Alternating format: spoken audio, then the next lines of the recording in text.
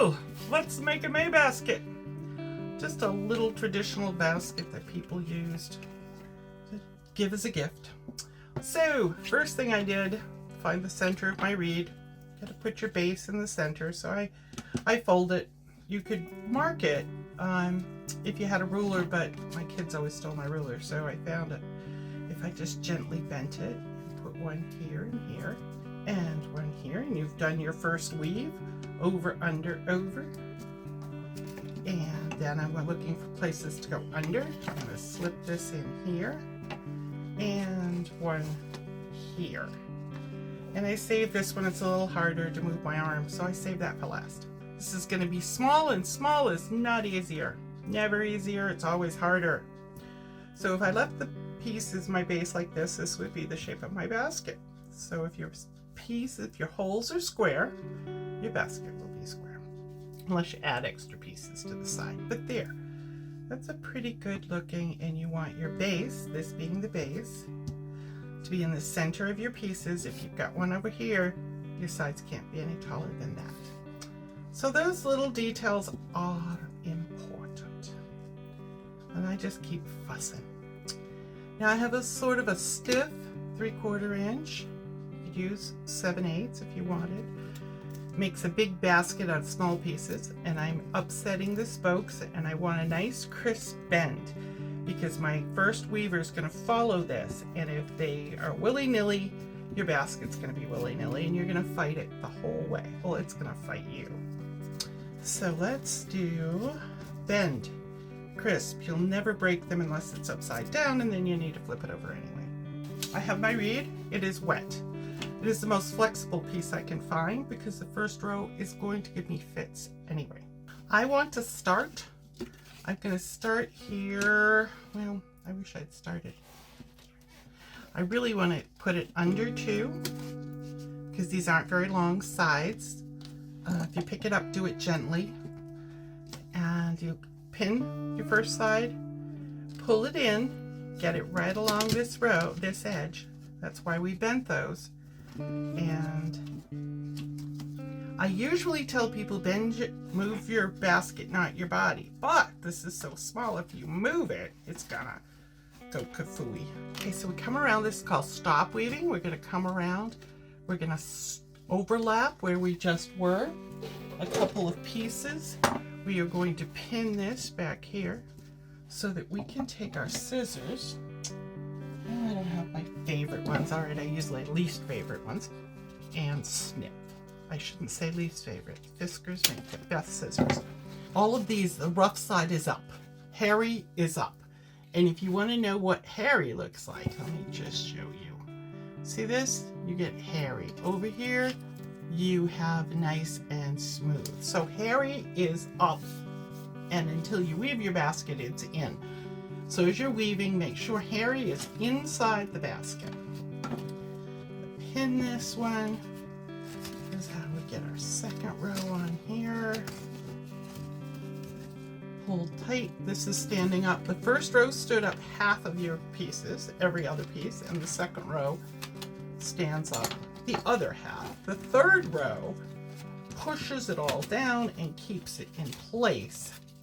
Like, see this row right here? This was our first row when we overlapped. We want to hold it tight till we can come around and get over it. Once you get over it, it can't pull out anymore. So that's what the third row does for everything. And then you just go ahead being pretty. So I'm bending everything. Rebend it if it moves a little bit, you can rebend it. Trim your end. You've got one you're covering and here. And then we'll go on to the other method of doing this, the twining. And this may be easier for some people, so I'm offering that as well. I've learned over the years to do just about whatever I have to, but I don't torture my students that way. I try to find the best materials I can for the job. With this small with this small base, it's not really staying locked. It doesn't lock itself in place and stay there like a 5x5 bottom would. So let's try this.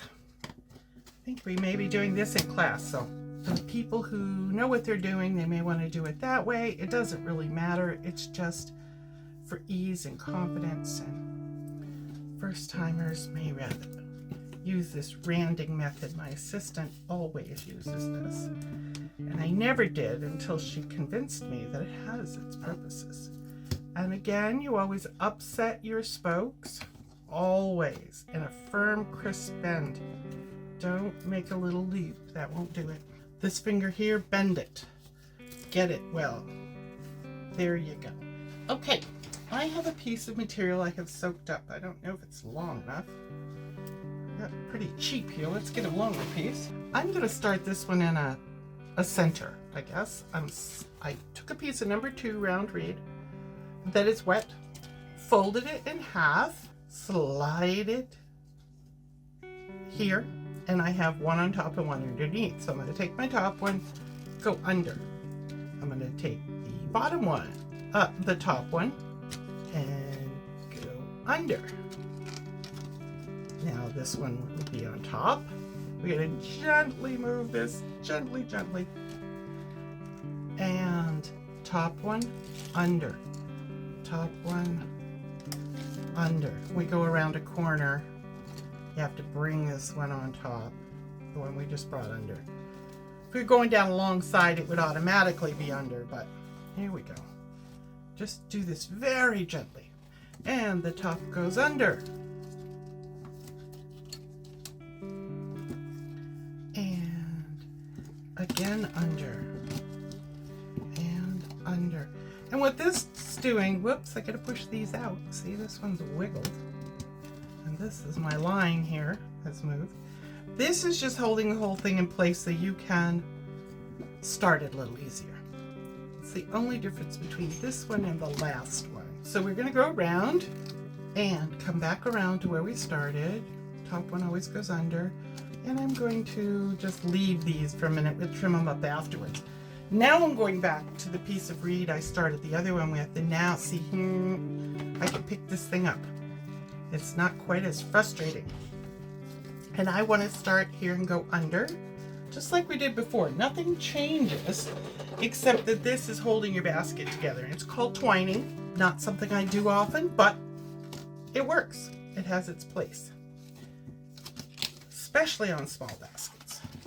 And it's time I could cut those right off because they're not necessary any longer. And would, will drive me nuts. See, it doesn't take much to make me crazy. There we go. Those out of there. And how about 2 clothespins? Usually I have 4 clothespins out. That'll do about everything. These are handmade clothespins. Find them on Etsy by a lady and a carpenter. Best clothespins I've ever bought, and boy have I bought a lot of them. We've come back. This is stop weave. Came back where we started. See, we started here. We're gonna go over this one, pin it, straighten that up a bit, pin it, and now let's cut it here. Can't get my fingers on those scissors. We've stop woven. Now let's see, because it's all hooked together, let's put some color in. I wet this color earlier, but with color runs. You never know whether it was set well, whatever. You don't want to soak it, you just want to dampen it so it'll be flexible, but don't leave any excess water. I have a towel, I pull off any water, any color that might be on there, because I don't want to mess up my basket. I'd rather mess up an old paper towel or regular towel. Wow! Can you see this? So I have made a mistake and I must go along and fix it. So I have to go back here. The only way to fix this is to go back here, and I went under, over, under. Here's my under. Yep. Time to fix it. The second row always shows you your mistakes. And we make them. Happens to the best of us. Nothing changed. Just fix that one. And now I move along. Okay. And pins are good for the first 3 rows. When they get in the way, take them out. Under, over, under. There we are. Right to here. See, it's a nice contrasting color. And we're going to go this part. And again, I don't want that end poking out or in, so I've covered it nicely. And you're going to go here. I'm going to tighten that up a bit, I see. But when you stop weave, you can wiggle some things around. I paint all my baskets with a primitive finish, so color is intimidating to me. There we are. I love to work with kids because they are never intimidated by color. And so you can see I'm working on the row before. I'm just kind of fixing my basket any place. I have a little loose here and loose here. So I'm going to push the bottom down and pull the loose out and plant my next row. When you have the third row on, everything will stay in place. And then life gets simple. And I'm putting my finger in here to hold out the corner. I don't want to pull too tight. If I pull tight and you see a piece going in, your basket's going to go in. You're not going to be able to put the rim on. If you come out here, it's going to be loose and you just won't be happy with it. So we want to work the side. I've done this whole side. Doesn't it look nice? Come around to here. Oh, we stop weaving. Here it's time to stop. Okay. Now my next color, I have this and it's damp, but I wiped it already. So I'm going to put this in here and pin again. Now you want all of your rows packed down before you add another color, because say you added this color and this one was way up here, and when the time you moved it, it would make runny places. So make sure all your rows are packed tight before you add color to any basket. This is our last overlap, so we're just pushing that. It's holding it in place. This is what keeps the whole basket together, is the row above. Okay, we have this. Good sharp scissors. Okay, let's try a peachy color. Reminds me of the 80s. Pinky, turquoise, and gray. And you could dip this. If your colors aren't running a great deal, you could dip this in some gray stain or paint, water-based stain, lightly, and put a light gray wash on it. It's kind of fun. And you see what I'm doing is under, under, under, under, under. Over happens as you're striding for your unders. There you go. So now I don't want any color under the rim. So my top row is going to be, I want some space before I put my rim on. So I'm going to do this. So it'll offset this lovely pattern design. It's a little bigger than I wanted, but that's okay. If you want a smaller basket, use 5/8 instead of 3/4. Now under the rim, I know my rim is going to be 1/2 inch flat. So under the rim, I want 1/4 inch. If I had, this is 1/2 inch. If I had 1/2 inch under my rim, it wouldn't cover well. So we're going to put this, always put a small piece under the rim. And makes life simple.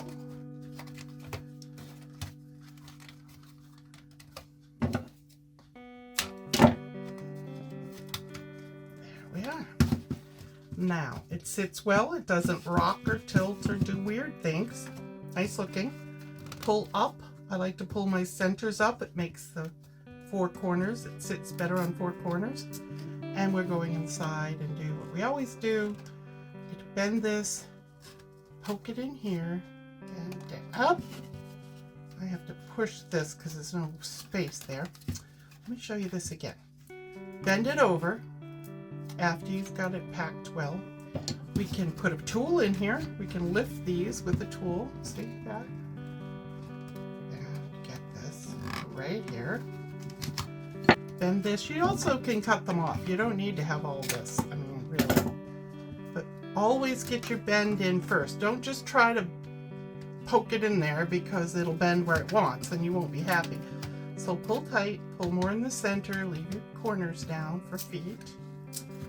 And this is stiff reed, and so it's cracking a bit. That's okay. Nobody's gonna see it. You'll be fine. Here, pull the center up. This is getting it nice and tight. We want it tight. The materials have been soaked, so they might shrink a little bit. See, when it's as tight as you can get it. I'm going in here and trim off my little goobers, those little ends. And now, the best part, I get to trim off the top of this thing. And we're going to put an easy rim. This is a tiny basket, easy rim, little handle. Basically, it's all scrap. As a rule of thumb for a handle, if my basket is, I use 12-inch pieces, I'd use a 12-inch handle. And I probably used about 12-inch pieces. I don't want anything this tall, but you can do it if you want. I might like it that tall. So I'm going to cut it here. Going inside, I like the rounded side down. It gives me more strength. So I'm going in here. I'm just going to do what we did the other, push these out so I can stick my handle right there. Gently bend it. Don't want to crease it. Crease is very unattractive. And what do I think? I think it's too tall. Pull it out. Cut it off. See, you got a little bit of blue on it though. That turquoise ran a bit. Go in here. If it were, and I could just put that in the water bucket. There we go. I like that. And when I'm done, I'll probably pull it up a little bit. But for now, that is good. Now I have some 1/2 inch flat. It doesn't matter the size material you use as long as it's flexible and easy to work with, because tiny baskets aren't easy. So I'm going to use this 1/2 inch flat. I'm only covering this top row. Start on one side. I've got my handles here and here. Don't want to start anything else there. That's already a little bit of a place. It's different. So I want to pull it really tight to the edge. Pin it tight. Pin, pin, pin. This is where you can use pins. You don't have to use a lot. You just have to pin it well. So I've got the rim in here nice and tight all the way around. I'm going to put it tight here and pin it. And you can see that it's raised up. And the reason it's raised up, we're going to the opposite side so we don't have all of our messes in one place. We have handle, handle, overlap. So let's start over here. And this is why we used the small piece underneath. So we can put this nice edge up here. See the round reed? It makes a nice finishing touch. And I love that.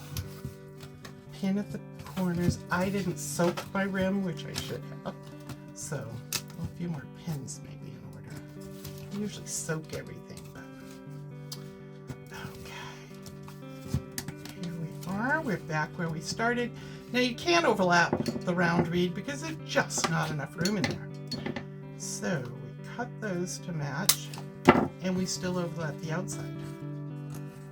Just the way it is. So it'll give us a nice finished edge.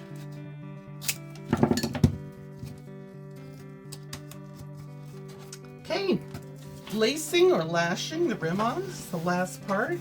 I'm going to poke this inside near my outside overlap, so when I come back around, if this has gotten loose, I can slide it underneath. It's my little safety measure. So I'm looking for a place to hide my end. Stick it down inside. See, just poke it in there, just like you did when you were bending things over. Now I'm going to pin this. I know 2.5 times around will be plenty, and see, I probably have 10 feet of this, and I don't want to pull 10 feet. So let's do 2.5 times.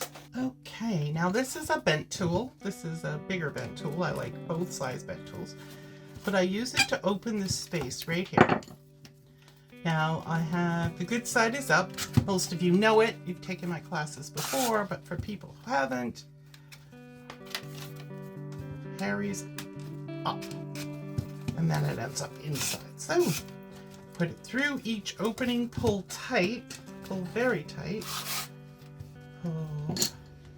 I just wiggled my handle, but I'm going to get to that in a moment. Pull tight. It's hard to work out. My arms are way out in front of me. I'm used to squeezing in my lap.